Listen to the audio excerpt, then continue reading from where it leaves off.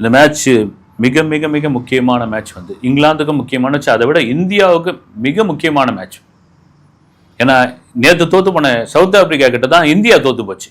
India தோற்று போன உடனே அப்படியாப்பட்ட விமர்சனம்லாம் வந்தது. வந்து இன்னையா வந்து நீங்கள் வந்து இப்படி ஆடிக்கிட்டு இருக்கீங்க, வேர்ல்டுலேயே அதிக சலுகை அதிக சம்பளம் கொடுக்குற நாடு வந்து இந்தியா தானே, பிசிசிஐ தானே வந்து அப்படி வாரி வழங்குது.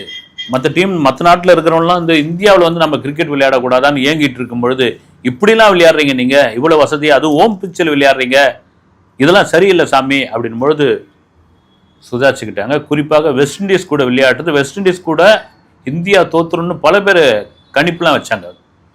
மறுபடியும் நான் சொல்கிறேன், நீங்கள் 1000 தான் கம்பீர் சொல்கிறோம், அவர் சொல்கிறோம், இவர் சொல்லிட்டோம், சஞ்சு சாம்சன் தான் நேற்று எப்படி ஆலன் நின்று அடித்தாரா அதே போல் சஞ்சு என்ன ஆலன் அதிரடியாக அடித்தாப்புல பார்த்துடலாம், ஒரு கை இவங்க எல்லாம் லூஸ் பவுலிங்காக போட்டுக்கிட்டு இருந்தாங்க, தூக்கி அடித்தாப்புல. சஞ்சு என்னன்னா டீமுக்காக விளையாடினார். அது நிதானமாக அடிப்போம், லூஸ் பவுலிங்லாம் பார்த்து அடிப்போம், வெற்றி அப்படின்னு அந்த அளவுக்கு ஃபார்முக்கு வந்தாச்சு. வந்த பிறகும் திரும்ப என்னன்னா பவுலிங் ரொம்ப முக்கியம் சாமி, பவுலிங் ரொம்ப முக்கியம், பவுலிங்கில் நீங்கள் வீக்காக இருங்க, அதை விட ஃபீல்டிங்கில் நிறைய கேட்ச் மிஸ் பண்ணுறீங்க, நிறைய பவுண்டரியில் வந்து பந்தை விட்டுறீங்க. அதுவும் வான்கடே ஸ்டேடியம், இன்றைக்கி நடக்கக்கூடிய வான்கடே ஸ்டேடியம் வந்து ரொம்ப சின்னது. இந்த 4-6 வந்து அசால்ட்டாக தூக்கிடுவாங்க. அதுவும் இங்கிலாந்தெல்லாம் நின்றுட்டாங்கன்னு வச்சுங்க, ரைட்டு சுத்து தான். அதனால் வந்து இந்த ஸ்பின் போடுறவங்க, ஸ்பின் பவுலிங் போடுறவங்க வந்து படு உஷாராக இருங்க.